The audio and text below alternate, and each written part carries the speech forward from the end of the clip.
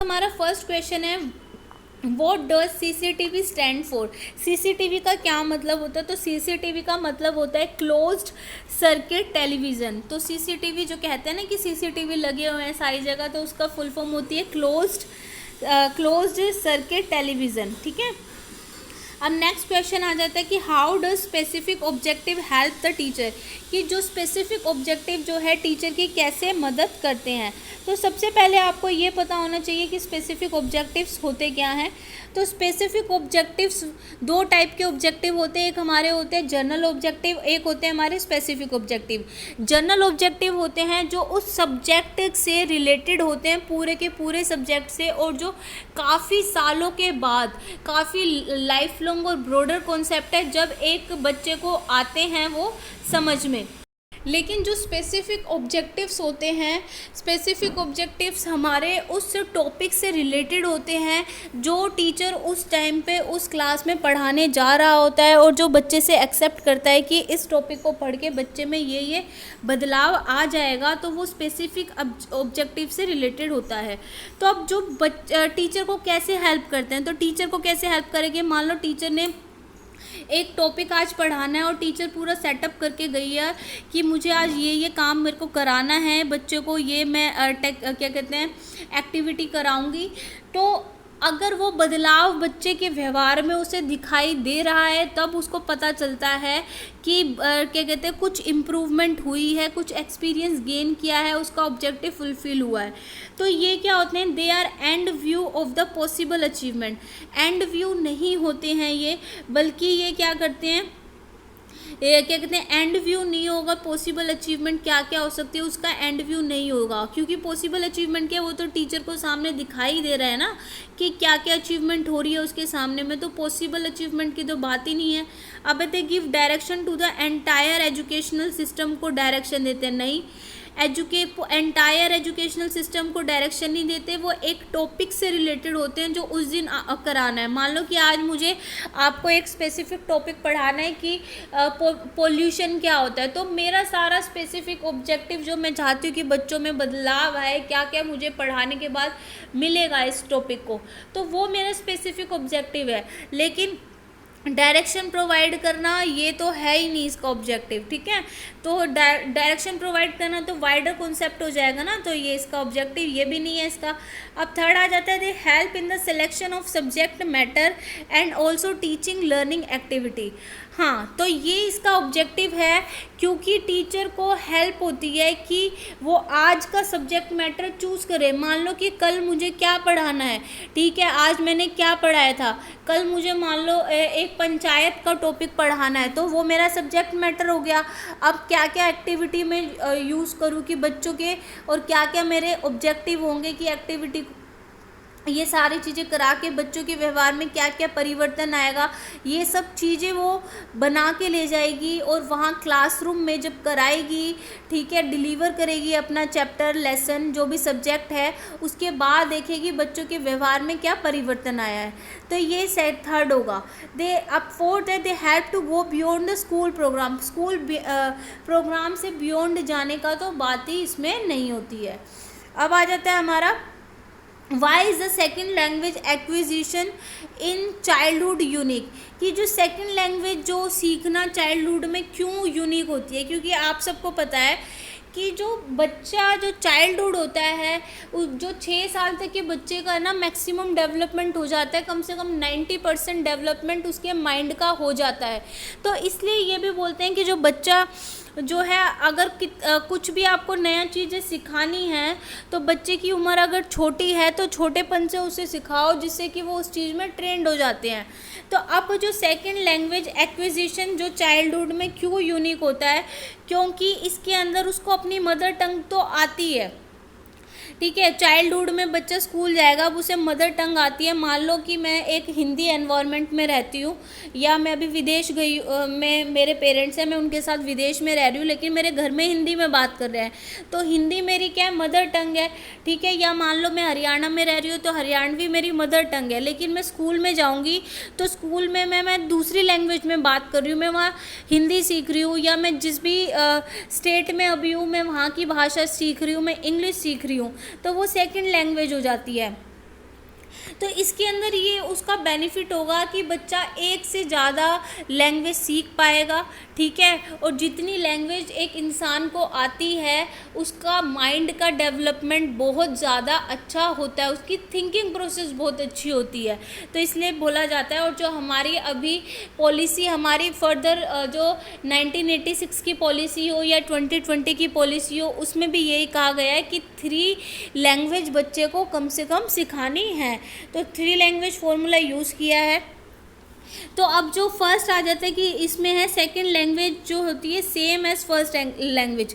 First की जैसे second हो ही नहीं सकती, क्योंकि जो फर्स्ट होती लैंग्वेज होती है, मदर टंग होती है, वो इंसान के इमोशन से रिलेटेड होती है। वो बचपन से उसकी माँ ने उसको मदर टंग बोलते, फर्स्ट टाइम मदर से उसने वो सीखी है, तो वो सेकंड लैंग्वेज उसकी जगह ले ही नहीं सकती। तो फर्स्ट तो गलत है। अब सेकंड आ जाता है हमारा children speak more than one language, कि बच्चा एक से ज़्यादा भाषा सीखता है। हाँ, दूसरी सिखाओगे 2 सीखेगा, 3 भाषा सिखाओगे तो 3 भी सीखेगा वो चाइल्डहुड में। अब children learn in a native like attainment, कि नेटिव लाइक अटेनमेंट में कि जहाँ का निवासी है उसकी तरह सीखेगा, नहीं ऐसा तो कुछ नहीं है इसमें। अब second language acquisition is different from first language acquisition, वो तो है ही, अलग अलग दोनों हैं, लेकिन वो मदद कैसे कर रही है कि उससे और ज़्यादा लैंग्वेज आ रही है और उसका डेवलपमेंट अच्छे से हो रहा है। अब what should learning objective identify, कि जो लर्निंग के ऑब्जेक्टिव है उससे क्या आइडेंटिफाई करते हैं। मेथड ऑफ टीचिंग का हमें पता चलता है लर्निंग के ऑब्जेक्टिव से, ये मेरे लर्निंग के ऑब्जेक्टिव्स हैं, नहीं। मेथड ऑफ टीचिंग तो टीचर से रिलेटेड है ना। लर्निंग के ऑब्जेक्टिव बनाए हैं तो हमने क्या बनाए हैं, किसके लिए, बच्चों के लिए, कि लर्निंग का आउटकम क्या निकला है, कि जो हमने लर्निंग करानी थी उस उतना आउटकम निकला या नहीं निकला, बच्चों ने क्या सीखा क्या नहीं सीखा, क्या उनके व्यवहार में परिवर्तन आया है, क्या उनके एक्सपीरियंस है। तो इसका थर्ड आंसर होगा। सेकंड क्यों नहीं होगा, इंफॉर्मेशन शेयर्ड बाय टीचर, तो इसमें क्या बड़ी बात होगी कि इन्फॉर्मेशन शेयर किया टीचर ने, और टाइम फॉर लर्निंग भी नहीं होगा, तो ये क्या है, आउटकम से रिलेटेड होता है। अब ELT की फुल फॉर्म क्या होती है, इंग्लिश लैंग्वेज की टीचिंग कराना ही ELT होता है। अब है हमारा students will be acquainted with the language more easily lively and interestingly, कि जो बच्चे हैं वो क्या कहते हैं, एक्वेंटेड हो जाते हैं, लैंग्वेज को बहुत इजीली सीखते हैं, लाइवली और इंटरेस्ट लेके सीखते हैं लैंग्वेज को। जो पढ़ाई जा रही है किससे सीखते हैं, वो सबसे ज़्यादा अच्छे से सीखेंगे सिचुएशनल अप्रोच से। सिचुएशनल अप्रोच क्या होगा, अगर आपको वैसा एनवायरनमेंट प्रोवाइड किया जा रहा है तो आप उस चीज़ को अच्छे से सीखोगे। मान लो आपको इंग्लिश सीखने के लिए आप बहुत सारे लोग गए होंगे कि मुझे इंग्लिश अपनी इम्प्रूव करनी है, स्पोकन इंग्लिश, तो वो भी आपको ये बोलते हैं कि आप इंग्लिश एनवायरनमेंट में रहो, आप इंग्लिश न्यूज़पेपर पढ़ो, बुक्स पढ़ो, इंग्लिश के क्या कहते हैं न्यूज़ देखो, क्या कहते हैं सॉन्ग्स को लिसन करो। तो ये हमारे सिचुएशनल अप्रोच के ऊपर बेस्ड होता है। अगर हमें वैसी सिचुएशन हमें मिलेगी तो हम उस चीज़ को जल्दी से सीख जाएंगे। तो ओरल अप्रोच भी नहीं है, कोई स्ट्रक्चर के ऊपर भी हमें बात नहीं हुई है इसके अंदर, और ना ट्रांजिशनल की तो बात ही नहीं कि चेंजेस इसमें हम कुछ कर नहीं रहे हैं। अब पजल्स जो होती हैं वो हम उनको ब्रेन टीजर भी कहते हैं, कि पजल्स जो होती हैं ब्रेन टीजर तो होती हैं। पजल्स इन मैथमेटिक्स क्या करती है, हेल्प। अब अगर पज़ल के ऊपर हम सोचेंगे, चाहे बच्चे सूडो को खेलते हों, चेस खेलते हों, कुछ भी खेलते हो, तो बच्चे अगर पज़ल उनके सामने आती है तो उनकी जो थिंकिंग की पावर है, उनकी क्रिटिकल थिंकिंग है, उनकी रीजनिंग की पावर है, उनकी क्या कहते हैं चीज़ों को एनालाइज करना, लॉजिकल थिंकिंग, ये सारी चीज़ों का उनका डेवलपमेंट बहुत अच्छे से होता है। तो अब पज़ल का मतलब ये थोड़ी ना कि डर से, इसका सबसे सटीक आंसर फोर्थ ही है, overcome fear of maths. Fear से क्या रिलेशन है, बल्कि पजल दी जाती है, बच्चे इंटरेस्ट लेते हैं। Learn the pre number concept thoroughly, कि प्री नंबर के कॉन्सेप्ट नहीं है तो ये ज़रूरी थोड़ी ना फिर ब्रेन टीजर है तो आप नंबर्स ही दोगे हैं। और feel good about math as a subject, नहीं। तो मेन इसका मुद्दा होता है कि बच्चा जो है उसकी थिंकिंग और रीजनिंग पावर बढ़े। अबे मोस्ट इन्फ्लुएंशियल एक्सपोनेंट क्या है कॉग्निटिविज्म का, कि कॉग्निटिविज्म यानी कॉग्निटिव एस्पेक्ट जो हमारे माइंड से रिलेटेड होता है, आप थिंकिंग कैसे कर रहे हो, आप कॉन्सेप्ट कैसे बना रहे हो, आपकी इमेजेस कैसे है, आपका प्रोपोजिशन क्या है, ये सब चीज़ें क्या होती है, हमारी कॉग्निटिव एस्पेक्ट होता है। तो सबसे अच्छी इसकी थ्योरी दी है जीन पियाजे ने दी है, ठीक है, क्योंकि जॉन डीवी जो थे वो तो प्रैग्मेटिज्म की और सोशलाइजेशन की बातें करते थे, तो वो भी नहीं है। यानी कॉग्निटिव से रिलेटेड हमारा जीन पियाजे है, जिन्होंने 4 थ्योरी दी थी कि हमारी सेंसरी मोटर स्टेज हमारी प्री ऑपरेशनल है, हमारी कंक्रीट ऑपरेशनल है और हमारी फॉर्मल ऑपरेशनल है। अब बेंजामिन ब्लूम, यानी ब्लूम की तो टैक्सोनॉमी थी ना, ब्लूम ने 3 टैक्सोनॉमी दी थी, कॉग्निटिव, अफेक्टिव और साइकोमोटर डोमेन के बाद में बताया था। और अब्राहम मास्लो की थ्योरी तो हमारी नीड हायरार्की के बारे में बताती है कि इंसान की कौन सी नीड वो पहले फुलफिल करता है। तो इसकी सबसे सटीक आंसर है इसका मोस्ट इन्फ्लुएंस जो किया था वो जीन पियाजे की थ्योरी ने किया था। अब स्टेम की फुल फॉर्म क्या होती है? स्टेम का मतलब होता है क्या कहते हैं, फोनोलॉजिकल शॉर्ट टर्म मेमोरी, यानी इसको हम शॉर्ट टर्म मेमोरी को शॉर्ट फॉर्म में हम STM भी कहते हैं और लॉन्ग टर्म मेमोरी को हम कहते हैं LTM कहते हैं, ठीक है। अब आता है what is the use of a big book in the classroom. Classroom में बड़ी बुक यूज़ करने का क्या उसका उद्देश्य होता है, यूज़ क्यों करनी चाहिए, ये क्या होती है, इससे बच्चे जो है इंगेज रहते हैं, उनको अगर टीचर को कुछ दिखाना है तो वो शो भी कर पाती हैं, क्योंकि उसमें बड़ी बुक होगी तो उसमें इमेजेस क्लियरली दिखाई देंगी। इसके अंदर जो स्टोरी के डिस्कशन में बहुत हेल्प होती है, डिस्कशन किया जाता है, और छोटे बच्चों के लिए तो ये बहुत इंटरेस्ट क्रिएट करती है, और अगर कलरफुल होगी तो और भी ज़्यादा अच्छी होती है। अब based on a number of theoretical principle, ये थियोरेटिकल प्रिंसिपल्स की तो इसमें बात ही नहीं है, बल्कि इसमें यह है कि बच्चे एक्टिवली इंगेज होते हैं और एक्टिवली काम करते हैं। तो आपको हमेशा याद रखना है जो आंसर है वो बच्चों से रिलेटेड हमें देने होते हैं। तो बच्चे क्या होते हैं, आपने देखा होगा छोटे बच्चों में तो कि बड़ी बड़ी इमेजेस जब उन्हें दिखती है तो वो जो स्टोरी को अच्छे से वो समझ भी पाते हैं और अपने आप को स्टोरी को क्रिएट भी कर सकते हैं। तो अब इसमें जैसे थर्ड है, अगर बुक बड़ी है तो यंग चिल्ड्रन कैरी कर सकते हैं, नहीं कैरी करने का तो कोई लॉजिक ही नहीं है, क्योंकि हमारी तो बोला है कि जो बच्चे का जो स्कूल का बस्ता होता है वो विद्यालय की जिम्मेदारी होती है, बल्कि वहीं रखना चाहिए। तो इसके अंदर कलरफुल पिक्चर जो होती है लर्नर को अट्रैक्ट करती है। हाँ, ये चौथी बात बिल्कुल सही है कि वो लर्नर को अट्रैक्ट करती है, ठीक है, लेकिन जो सबसे सटीक इसका आंसर होगा फर्स्ट होगा, क्योंकि इसके अंदर बच्चे एक्टिवली पार्टिसिपेट करते हैं ना, तो इसके अंदर ज़्यादा चीज़ें इंक्लूड करके इन्होंने लिखी हुई है। अब आ जाता है कि कौन सा विच of the following is not the characteristics of education technology का कैरेक्टरिस्टिक्स कौन सा नहीं है, कि क्या चीज़ नहीं आती ईटी में।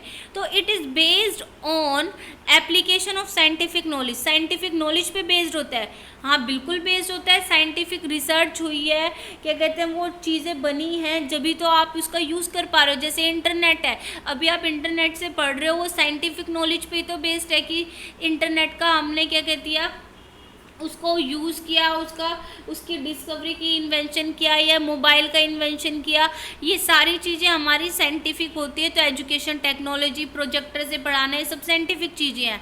अब मेकिंग टीचिंग प्रोसेस ऑब्जेक्टिव, हाँ टीचिंग प्रोसेस बहुत अच्छा सा इसमें होता है, क्योंकि बच्चे के सेंस ऑर्गन्स का ज़्यादा यूज़ होता है। अगर आप वीडियो दिखा रहे हो तो बच्चे के ज़्यादा सेंस ऑर्गन्स यूज़ होंगे। और learning by controlling the environment, हाँ लर्निंग तो इम्प्रूवमेंट होती है, क्योंकि अगर आप एक टॉपिक पढ़ा रहे हो और उसकी वीडियो आप जहाँ नहीं लेके जा सकते, मान लो आप फॉरेस्ट में या आपको डेंजरस एनिमल जो है उनकी बारे में पढ़ाना है, तो आप उसकी वीडियो दिखाओ। एक कंट्रोल्ड वे में एनवायरनमेंट है क्लास का, बच्चे मूवी देख रहे हैं और सारे जानवरों के बारे में देख रहे हैं, तो उन्हें अच्छे से पता चलेगा, तो एनकरेज होगी लर्निंग। अब है क्या नहीं है, it makes the teaching process monotonous. अब क्या ये नीरस बनाती है टीचिंग को? नीरस नहीं बनाती, ये तो ये फोर्थ गलत है, बल्कि ये क्या करती है उसमें रस भरती है। अब teaching is done in a practical manner which is teaching, एक प्रैक्टिकल मैनर में डन की जाती है, एक विच इज़ सिस्टमेटिकली वर्कआउट, और सिस्टमेटिक वे में और प्रैक्टिकल तरीके से की जाती है teaching. Which of the following terms जो हैं corresponds to the following description से कौन सी टर्म रिलेटेड है, कि सिस्टमेटिक और प्रैक्टिकल तरीके से टीचिंग कराने में हमें एक मीनिंगफुल अप्रोच है। ये कोई ड्रिल अप्रोच नहीं है। ड्रिल अप्रोच तो वो होगा कि आप कुछ चीज़ें करा रहे हो। इंसिडेंटल अप्रोच भी नहीं है। इंसिडेंटल में तो ये होता है जिसके अंदर आप अचानक से कुछ सीख गए हो, ठीक है। मान लो आपको बोला था कि आपको क्या करना है। इंसिडेंटल का मतलब होता है कि आपको, मान लो इंसिडेंटल लर्निंग क्या होती है, कि आपने सीखा है कि हमने दिवाली के त्यौहार के बारे में तैयारी करनी है, तो ये आपका मेन है। अब उसके साथ साथ जो बाकी अदर चीज़ें आप सीख गए जो उस चीज़ से रिलेटेड नहीं थी, वो इंसिडेंटल लर्निंग है। तो अब प्रैक्टिकल मैनर में और सिस्टमेटिक मैनर में वो चीज़ कराना, ये क्या है, हमारा मीनिंगफुल अप्रोच होती है। अब है हाउ डज, जो टेक्नोलॉजी है वो टीचर को कैसे मदद करती है, help a teacher in improving teaching में कैसे मदद करती है। अब इसके अंदर है कम्युनिकेटिंग विथ पेरेंट्स, पेरेंट्स से बात करने के लिए। TLM using teaching learning material, parents से बात करना, टीचर का ऑब्जेक्टिव पेरेंट्स से बात करना होता है ज़रूरी, या फिर बच्चों से रिलेटेड होता है। तो अब इसके अंदर टीचिंग लर्निंग मटेरियल यूज़ करना नहीं, तो इसका मेन ऑब्जेक्टिव है स्टूडेंट के रिकॉर्ड रखने के लिए। ये स्टूडेंट के रिकॉर्ड रखने के लिए भी मदद तो करती है, TLM में भी मदद करती है, कम्युनिकेशन में भी करती है, लेकिन जो बच्चे के ऊपर अफेक्ट जिस चीज़ का होगा वो होगा AV recording and reflecting on teaching, कि आप ऑडियो विजुअल एड्स का आप यूज़ कर रहे हो और जो बच्चे के अंदर जो है, जो आपकी टीचिंग में वो रिफ्लेक्ट हो रहा है और बच्चे के बिहेवियर में परिवर्तन आ रहा है।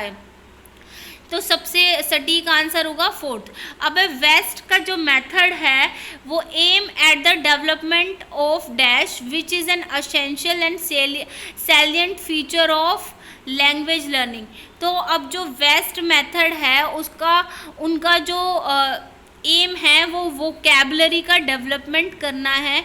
तो उन्होंने विच इज़ असेंशियल होता है कि अगर आपको कोई भी लैंग्वेज की लर्निंग सीखनी है, आप लैंग्वेज की लर्निंग जब ही सीख पाओगे अगर आपके पास वोकैब है। अगर मान लो आप जा रहे हो, आप हिंदी सीखने जा रहे हो, लेकिन आपको हिंदी के शब्द ही नहीं पता, तो आप हिंदी कैसे सीखोगे। आप इंग्लिश सीखने जा रहे हो, आपको इंग्लिश के शब्द नहीं पता, रूल तो पता है लेकिन शब्द नहीं पता कि इस चीज़ को क्या कहते हैं। तो ये क्या है, हमारे क्या कहते हैं, वेस्ट के मेथड है। अब आ जाता है हमारा कि एकेडमिक स्टाइल ऑफ लैंग्वेज, कि एकेडमिक स्टाइल क्या है लैंग्वेज का expected in the classroom concept context में, कि क्लासरूम के अकॉर्डिंग लैंग्वेज के बारे में क्या स्टाइल लिया जाता है। तो listening to the overload of information from the teacher, कि टीचर बस बोलती जा रही है, बहुत इंफॉर्मेशन प्रोवाइड कर रही है और बच्चे क्लासरूम में बैठ के उनको सुने। लैंग्वेज का क्या यही मतलब है? नहीं, ये बिल्कुल गलत है। Review the input given by the teacher in the classroom, कि रिव्यू देना, कि जो टीचर बोल बोल के परेशान कर रही है इतना ज़्यादा, उसके बाद उनको रिव्यू देना कि क्या है, क्या सही है, क्या गलत है। नहीं, ये भी नहीं है। रिप्लाई करना क्वेश्चंस, की टीचर क्वेश्चंस पूछे जा रही है और बच्चा जवाब दिए जा रहा है, क्या लैंग्वेज इसलिए होती है? नहीं। तो सबसे सही है इसमें इंटरपर्सनल स्टेंस डिस्कशन। इंटरपर्सनल होता है कि दूसरों की फीलिंग्स को समझना, और इंट्रापर्सनल होता है अपनी फीलिंग्स दूसरों को समझाना। जो टीचिंग क्लासरूम में अगर टीचर जो दूसरों की फीलिंग्स यानी बच्चों की फीलिंग्स समझ पा रही है, डिस्कशन करा रही है, नेगोशिएशन हो रहा है क्लासरूम में, तो ये सारी कम्युनिकेशन होता है, ठीक है, इंटरेक्शन हो रहा है। तो ये सारी चीज़ें क्या है, लैंग्वेज का एकेडमिक स्टाइल में रिलेशन इसका होगा। अब किसने डेमोन्स्ट्रेटिव ज्योमेट्री जो है फादर हैं, तो यूक्लिड्स की जो थ्योरम है उन्होंने बताया भी था। तो फादर ऑफ डेमोन्स्ट्रेटिव ज्योमेट्री के बारे में हम इन्हीं को बोलते हैं। अब है use of education technology is advantageous over many other methods because कि टेक्नोलॉजी का एजुकेशन टेक्नोलॉजी का यूज़ करना बहुत एडवांटेज प्रोवाइड करता है। क्यों प्रोवाइड करता है? It allows time for thinking, कि एजुकेशन यूज़ करने से आपको थिंकिंग का अलाउ मिलता है, टाइम मिलता है। थिंकिंग तो आप वैसे भी कर सकते हो, उसके अंदर खाली एजुकेशन टेक्नोलॉजी की तो नहीं है, बल्कि हाँ एनहेंस हो जाती है, ये बात है। अब दूसरा आ जाता है wider range of sensory involvement. जब हम एजुकेशन में टेक्नोलॉजी का यूज़ करते हैं, हम प्रोजेक्टर का यूज़ कर रहे हैं, हम अदर ऐसे TLM का यूज़ कर रहे हैं, ऑडियो विजुअल एड्स का यूज़ कर रहे हैं, तो ये सारी चीज़ें क्या होती है, हमें एक इन्वॉल्वमेंट प्रोवाइड करती है। बच्चे वाइडर रेंज में सेंसरी इन्वॉल्वमेंट होती है, उनकी ज़्यादा सेंसेस उसके अंदर यूज़ होती हैं, और वो क्या करते हैं, उनका जो लर्निंग और एक्सपीरियंस का चीज़ें हैं वो अच्छे से हो पाती है। तो ये सही है बिल्कुल। अब है इसके अंदर जो है अलाउ और प्रॉपर गाइडेंस। देखो गाइडेंस भी मिलती है, थिंकिंग भी मिलती है, लेकिन ये दोनों चीज़ें सेकंड वाले में इंक्लूड है, क्योंकि सेंसरी में अगर उसकी आईज नोज़ और सारी चीज़ें उसकी उस पर सेंसरी इन्वॉल्वमेंट हो रहा है, तो ये दोनों तो इन्वॉल्व हो ही जाएगी ना। अगर मान लो वो उस चीज़ की मूवी देख रहा है, ये सारी चीज़ें देख रहा है, टीचर एक्सप्लेन भी कर रही है साथ में, तो गाइडेंस भी उसको साथ के साथ मिल ही जाएगी। अब आ जाती है स्कोप फॉर अंडरस्टैंडिंग। अंडरस्टैंडिंग भी है, लेकिन ये सारी चीज़ें किस में इंक्लूड है, ये सेकंड वाले में इंक्लूड है। अब which of these technology aided learning methods could be a good substitute for field trip, कि कौन सी चीज़ का हम टेक्निक का यूज़ करें जिससे हम फील्ड ट्रिप का सब्सिट्यूशन, मतलब फील्ड ट्रिप की जगह हम इस चीज़ का यूज़ कर सकते हैं। सब्सिट्यूशन मतलब आपको चाय नहीं पीनी है तो चाय की जगह आप कॉफ़ी पी सकते हैं, आपको फेंटा नहीं पीनी है तो आप उसकी जगह कोक पी सकते हैं। तो सब्सिट्यूट होता है जो बिल्कुल एक जैसी चीज़ें होती हैं जो आपको ऑप्शन प्रोवाइड करती हैं। तो आप फील्ड ट्रिप पे नहीं जाना चाह रहे हैं तो आप सबसे अच्छा क्या होगा, इंटरनेट का क्या करोगे? इंटरनेट तो सबके पास है आजकल, लेकिन उसका यूज़ करना आना चाहिए। वेब सेमिनार लेना, ठीक है, वेब के ज़रिए आप सेमिनार ले रहे हो, ठीक है, और टेलीफोन पे इंटरव्यू ले रहे हो, और इसमें इंटरेक्टिव लर्निंग प्रोग्राम। अगर आप फील्ड ट्रिप की जगह इंटरेक्टिव लर्निंग प्रोग्राम, इंटरेक्टिव क्योंकि जो सेमिनार होता है ना, सेमिनार में भी एक ही इंसान बोलता रहता है, टेलीफोनिक इंटरव्यू में कोई देख ही नहीं पाएगा एक दूसरे को। तो अगर हम इंटरेक्टिव लर्निंग प्रोग्राम हम ले रहे हैं जिसके अंदर हम एक दूसरे से इंटरेक्शन कर सकें, डिस्कशन कर सकें, एक दूसरे की शक्ल देख सकें, तो हम फील्ड ट्रिप की जगह इसको सब्स्टिट्यूट के रूप में यूज़ कर सकते हैं। अब है जैसे कि मान लो फील्ड ट्रिप है कि आपको अमेरिका के बारे में बताना है, वहाँ का कल्चर क्या है क्या नहीं है, तो सबसे अच्छा क्या होगा, वहाँ तो जा नहीं पाओगे, अब इतना ज़्यादा खर्चा हो जाएगा, ठीक है, इतने सारे बच्चों को लेके। तो सबसे सही क्या रहेगा, अगर आप वहाँ के स्कूल वालों से कांटेक्ट करो और आप दोनों का इंटरेक्शन हो, आपकी क्लास के बच्चों का अमेरिका के स्कूल के बच्चों का इंटरेक्शन होगा, तो सबसे अच्छा रहेगा। अब what do children need to learn when they acquire a language, कि जो बच्चे अगर एक लैंग्वेज को एक्वायर करते हैं तो क्या कहते हैं, तो उन्हें क्या लर्न करने की ज़रूरत होती है। अब कोई नई नई लैंग्वेज आपको सीखनी है, कॉन्फिडेंस इन स्पीकिंग, अरे कॉन्फिडेंस तो जब आएगा ना जब आपको उसके फोनिक्स पता होंगे, लेक्सिकन पता होंगे, ग्रामर पता होगी, उसकी वोकैब पता होगी, प्रैग्मेटिक्स पता होंगे। जब आपको ये सारी चीज़ें पता होगी तो कॉन्फिडेंस आपके अंदर अपने आप बाद में आएगा। अगर मान लो मैं हिंदी सीखना चाहती हूँ और मुझे यही नहीं पता कि स्वर क्या है, अक्षर क्या है, कि और मैं खाती हूँ की जगह मैं बोल रही हूँ खाता हूँ, मैं करता हूँ, लड़की लड़के की उसमें भेद नहीं कर पा रहे, लिंग की गलती हो रही है, तो ये सारे क्या है, ये लैंग्वेज हम कोई सीख ही नहीं पाएंगे। तो लैंग्वेज एक्वायर जब होगी जब हम उसके हर चीज़ के बारे में स्टेप अकॉर्डिंग स्टेप जा रहे हैं। कॉन्फिडेंस और कम्युनिकेशन करना तो बाद में होगा, सबसे पहले हमें उसके बेसिक्स सीखने पड़ेंगे। कॉम्प्लेक्स और पावरफुल सिस्टम तो है ही ये। अब आज का लास्ट क्वेश्चन है कि demonstrating close to real life situation, कि डेमोन्स्ट्रेट करना रियल लाइफ सिचुएशन से बिल्कुल पास में पॉसिबल कब है, किसके ज़रिए आप पॉसिबल कर सकते हो? ये प्रोग्राम्ड इंस्ट्रक्शन से, एक्सपेरिमेंट से, ये सिमुलेटेड लर्निंग। सिमुलेटेड लर्निंग का मतलब होता है रोल प्ले करके दिखाना। तो रोल प्ले में क्या होगा, सिमुलेटेड लर्निंग में इस टेक्निक का यूज़ हम करते हैं कि मान लो कि आपको पढ़ाना है 1857 की क्रांति के बारे में पढ़ाना है, कि रानी लक्ष्मीबाई कैसी थी, क्या से क्या किया, तो आप उसी का अगर रोल प्ले करके दिखाओगे तो बच्चे में अंडरस्टैंडिंग अच्छे से होगी। तो वो रियल लाइफ सिचुएशन से बिल्कुल मिलता जुलता हो गया ना, तो वो स्टिमुलेटेड लर्निंग में होगा। एक्सपेरिमेंट करना, एक्सपेरिमेंट में रियल लाइफ सिचुएशन के बारे में डेमोन्स्ट्रेशन थोड़ी ना हो रहा है, डेमोन्स्ट्रेशन इसमें होगा सिमुलेटेड लर्निंग में। इंटरेक्टिव लर्निंग प्रोग्राम जो है, लर्निंग प्रोग्राम इंटरेक्टिव है। प्रोग्राम लर्निंग एक एक चीज़ के पार्ट के बारे में बता रहे हो, नहीं। तो सबसे सही है डेमोन्स्ट्रेशन बिल्कुल रियल लाइफ सिचुएशन से रिलेटेड होगा स्टिमुलेटेड लर्निंग में। तो चलो मिलते हैं फिर आपसे नेक्स्ट वीडियो में फर्दर 20 क्वेश्चंस के साथ।